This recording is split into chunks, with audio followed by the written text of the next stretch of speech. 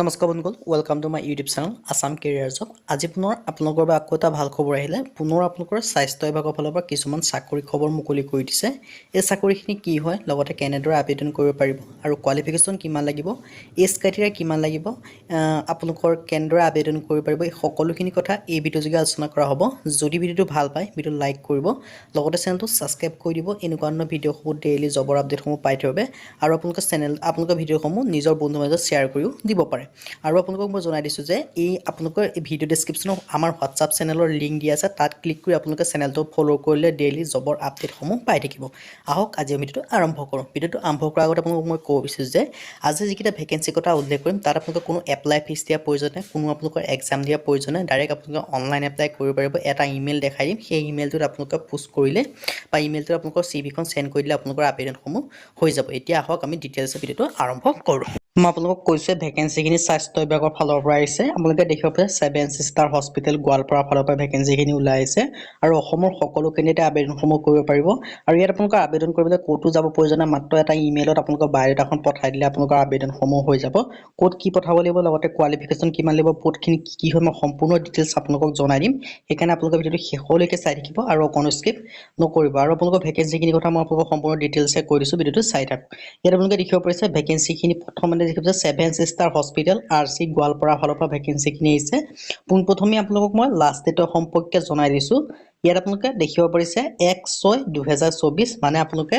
June মাহৰ 1 তাৰিখলৈকে ভেকেঞ্চিটোৰ কাৰণে এই ভেকেঞ্চিকেইটাৰ কাৰণে আবেদনসমূহ কৰি থাকিব পাৰিব এটা আপোনালোকৰ বৃহৎ সুযোগ হয় স্বাস্থ্য বিভাগৰ ফালৰ পৰা আহিছে আৰু আপোনালোকৰ ভেকেঞ্চিখিনিৰ কথা ক'বলৈ যাতে দেখিব পাৰিছে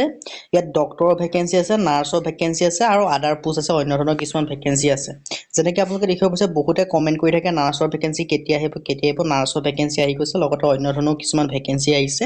আৰু ইয়াৰ কাৰণে আপোনালোকে এপ্লাই অনলাইন যোগে কৰিব পাৰিব অনলাইন যোগে নিজৰ মোবাইলৰ পৰা মাত্ৰ এটা মেইল কৰিব লাগে মেইল কৰিলে আপোনালোকৰ আবেদনসমূহ হৈ যাব আপোনালোকে দেখিব পাৰিছে 7 ষ্টাৰ হস্পিটেল আৰু ইয়াত কোনো এপ্লিকেশ্যন ফিজ দিয়াৰ প্ৰয়োজন নাই আপোনালোকৰ সম্পূৰ্ণ ফ্ৰীতে আপোনালোকে আবেদনসমূহ কৰিব পাৰিব ইয়াত প্ৰথমতে যদি ভেকেঞ্চি আছে ৰেচিডেন্সিয়েল মেডিকেল অফিচাৰ তাৰ কাৰণে 3টা ভেকেঞ্চি আছে এজ লিমিট আপোনালোকৰ 25 পৰা 35 বছৰ কিন্তু আপোনালোকে এজ ৰিলেক্সেশ্যনসমূহ পাব যিসমূহ SC SC হয় তেওঁলোকে 3 বছৰকৈ মানে SC SC যিসমূহ আছে তেওঁলোকে 5 বছৰকৈ মানে 30 বছৰলৈকে 40 বছৰলৈকে আবেদন কৰিব পাৰিব আৰু OBC MBC 3 বছৰ 38 বছৰলৈকে আবেদনসমূহ কৰিব পাৰিব আৰু PWD তেনেকৈ 15 বছৰকৈ এজ ৰিলেক্সেশ্যনসমূহো পাব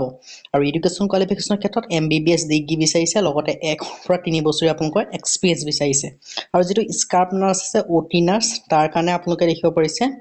তাৰ কাৰণে আপোনালোকক দিছে 4টা ভেকেঞ্চি আৰু ইয়াত আপোনালোকৰ বয়স সময়সীমা 25 পৰা 35 বছৰ আৰু ইয়াত কোৱালিফিকেশ্যন বিচাৰিছে ANM বা GNM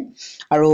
এক্সপিৰিয়েঞ্চ আছে 1 পৰা 3 বছৰ আৰু আপোনালোকৰ এজ লিমিটৰ সম্পৰ্কে কৈছোৱে যিসমূহ SC SC তেওঁলোকে 5 বছৰ মানে 40 বছৰলৈকে আবেদন কৰিব পাৰিব OBC MBC 3 বছৰ মানে তেওঁলোকে 38 বছৰলৈকে আবেদনসমূহ কৰি ল'ব পাৰিব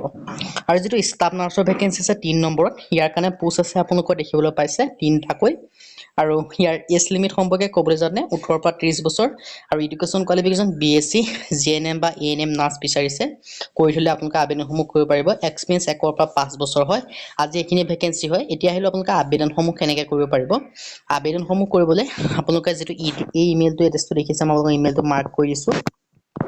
মই ইমেইলটো মাৰ্ক কৰি দিছোঁ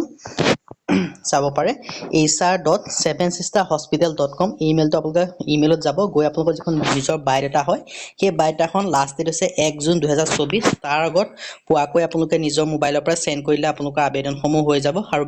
তেওঁলোকৰ হস্পিটেলৰ নাম্বাৰ দিয়া আছে আপোনালোকে কন্টেক্ট কৰি চাব পাৰে আৰু এড্ৰেছটো দিয়া আছে 7 ষ্টাৰ হস্পিটেল য'ত আছে 7 ষ্টাৰ হস্পিটেল ৰিচাৰ্চ চেণ্টাৰ